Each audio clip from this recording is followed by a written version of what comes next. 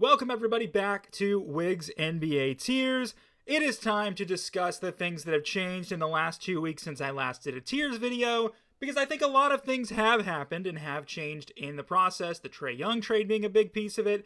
So let's talk about it. Let's see where I've got every NBA team stacked up going forward. Another thing I want to note before I get started, guys, we have been getting a lot of views on this channel, and I really appreciate all of you guys, but hardly any of you are hitting that subscribe button, so please make sure you hit that subscribe button so you don't miss anything from me, and please like the video as well. It would mean a lot. You can also hit that bell over on that right side. That notifies you every single time one of my videos goes live. Now, a reminder, last week, the tiers stacked up like this. These were the eliminated teams. What happened? There we go. These were the teams that I thought were just above eliminated and are hoping for some lottery luck. These are the teams that are kind of in the middle of the pack that are taking a turn from tanking. These are teams that probably should blow it up because they're worse than the standings really say. These are teams that were on the surge, that were on the up and up, that were, trying to make something happen. Then we have this tier. These teams I felt like needed to make a major move if they wanted to compete this year. And these were our top three teams. So, that was the tiers we did 2 weeks ago.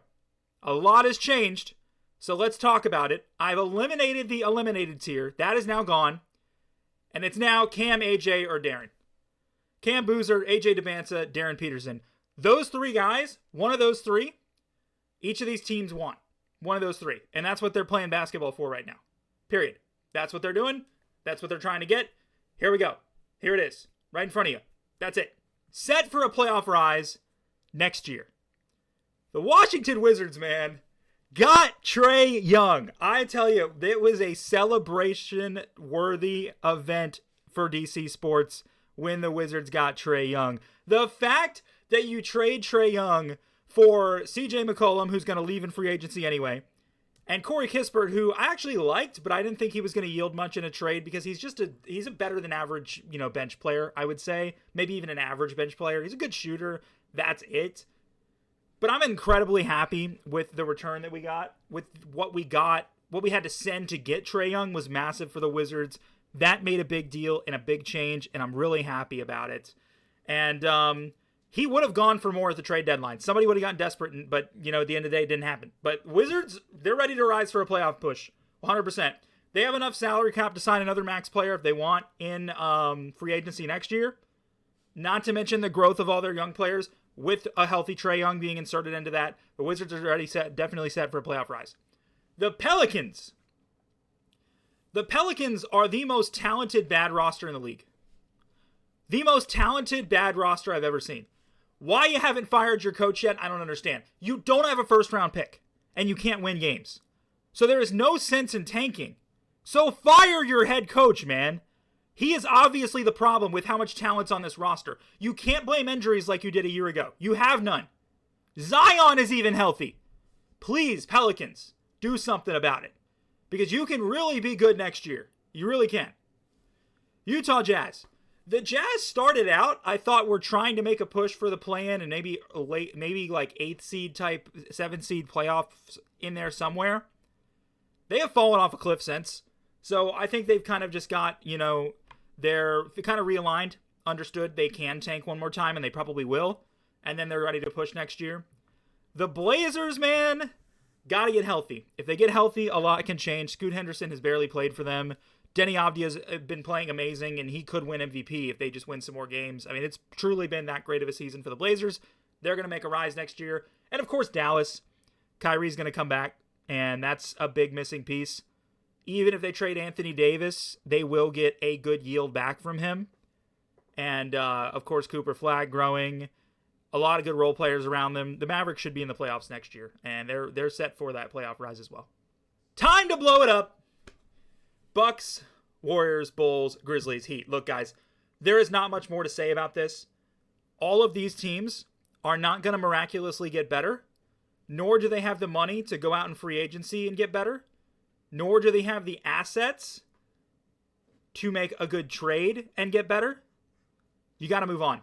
Trade the guy on your team that is worth the most money and move on. Giannis, I love him. If he wants to stay in Milwaukee, let him stay there. But at the end of the day, at the end of the day, you're not going to be able to get a competitive team around him. So if you're the front office, as hard as it is to make a decision like that, you might just want to trade him because you'll get a lot of first-round picks because you don't have a first-round pick for years and years and years upcoming. If you're bad this year, you get nothing out of it, period. The Warriors. It's just same as Giannis. Steph is amazing. He's having another great season. Warriors aren't good enough, period. Maybe Jimmy Butler's the guy you trade. Maybe that's a way to look. That's where I'd go. The Bulls. Can we please, Michael Jordan rolling over in his grave. Scottie Pippen rolling over in his grave. Dennis Rodman rolling over in his grave. Derrick Rose rolling over in his grave. The Chicago Bulls are a disgrace. People who want to say the Washington Wizards are a disgrace and the worst franchise in basketball don't understand the Wizards are at least trying to do something.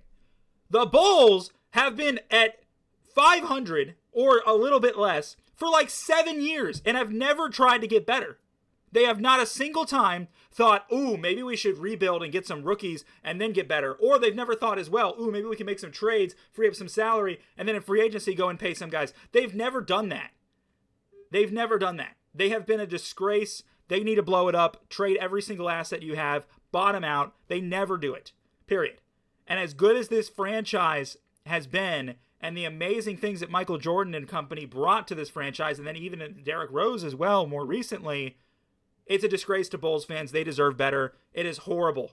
Absolutely horrible. Because you're never going to get a piece you can rebuild around when you're drafting 15 or 16 every year. Not a single time.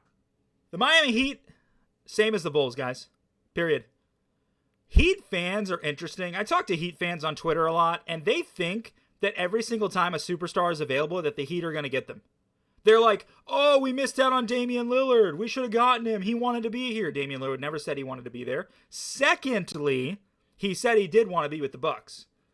And then Heat fans were like, oh, Kevin Durant wants to be here. We're going to get him. It's like, who are you going to trade for Kevin Durant?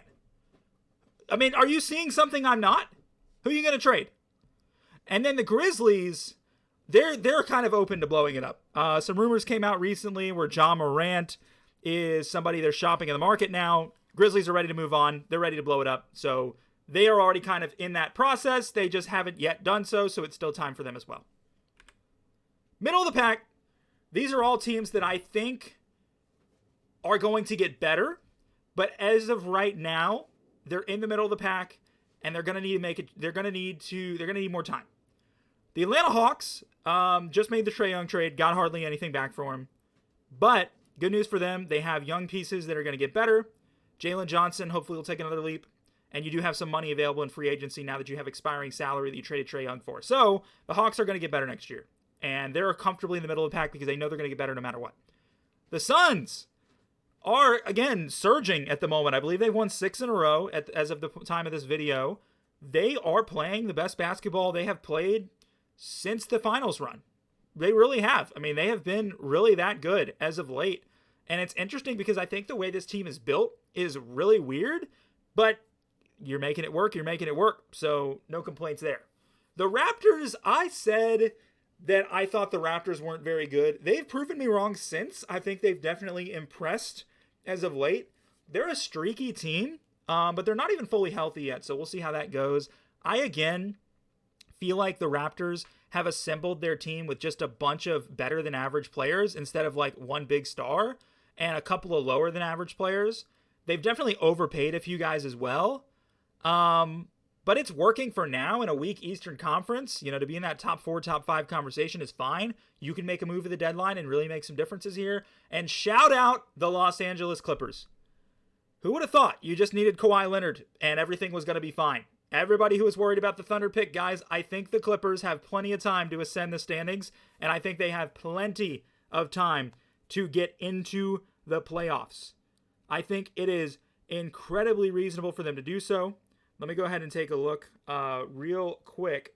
I do want to take a look and see, give me just a second, at how many games they've won in their last 10. The Clippers have won 8 of their last 10. They are a game and a half out of 10th. They're only 5 games out of 8th. I think that's incredibly reasonable with how well they've been playing with Kawhi Leonard coming back, that this is a playoff team. I do. And they're in the middle of the pack right now, but they're actually going to continue to ascend these tiers in my personal opinion. Got to make a move. Sixers, Magic, Cavs. All three of these teams are not as good as you want.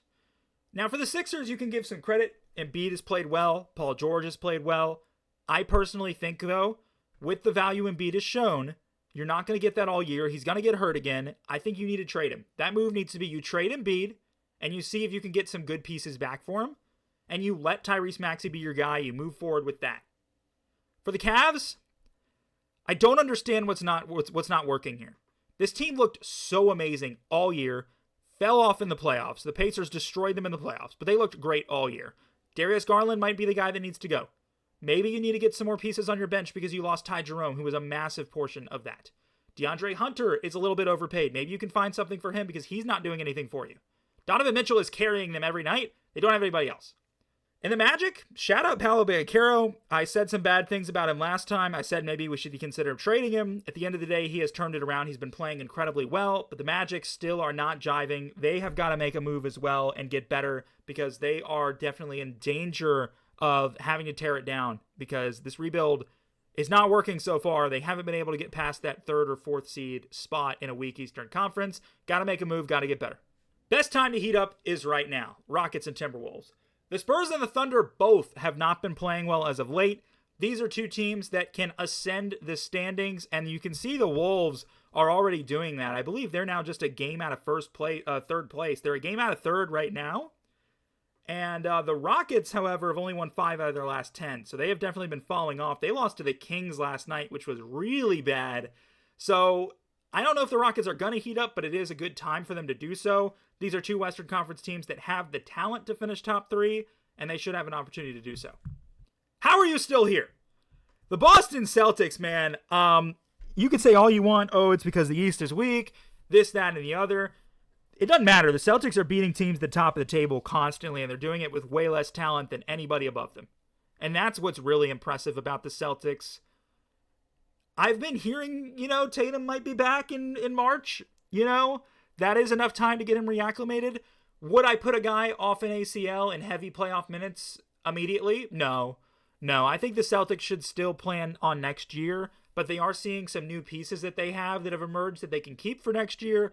Insert a healthy Tatum. I think there's some possibility that looks really nice. So I do think that the Celtics should indeed be in the playoff conversation. Probably a top 4 team in the East this year. Will they ascend past the 2nd round? I don't think so. Not at all. Great on paper. Lakers-Knicks. The Lakers and the Knicks are both disappointing us right now. The Lakers and the Knicks, in my opinion, are two of the best rosters on paper, as I just mentioned.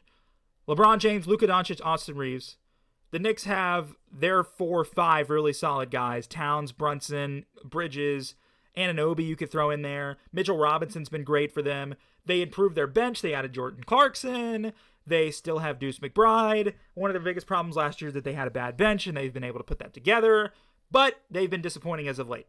They've been incredibly disappointing as of late. Their defense has been really bad as of late.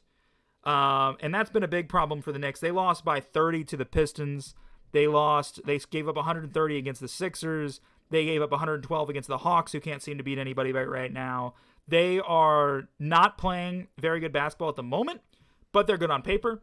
And the Lakers as well are really struggling. Austin Reeves has, turned out to be a really important piece of this team, and not having him has definitely made an impact there. But the Lakers are really struggling. The only 2 wins they have as of late are against either the Grizzlies or the Pelicans. They've been getting destroyed by everybody else lately, and it has not looked good for the Lakers. But again, they look great on paper. I think they just need Austin Reeves back. That's why I still have them at the top of the tiers. Fantastic coaching. Nuggets and Spurs. The Nuggets, with as many injuries as they have, continue to find ways to win games. They are still in 3rd in the Western Conference. No complaints whatsoever. Fantastic coaching. The Spurs, similar situation. They don't have an injury problem, but they do have a roster that is incredibly young, and they're still the 2nd in a very difficult Western Conference. They still, and I will continue to say, they beat the Thunder 3 times out of 3. I actually think the San Antonio Spurs might have a Coach of the Year candidate with, I believe Mitch Johnson is his name. doing a fantastic job. I'm sure Pop is still working behind the scenes, so you kind of have that Greg Popovich wisdom coming into them as well, and he's always been the best coach in basketball. So I think it's just a really good combination, having a guy who works under Greg Popovich and kind of, learns from him and continues the legacy of absolute fantastic Spurs coaching, because you look at the Spurs roster, outside of Wemby, are you that impressed? No, it's probably a bottom-tier team.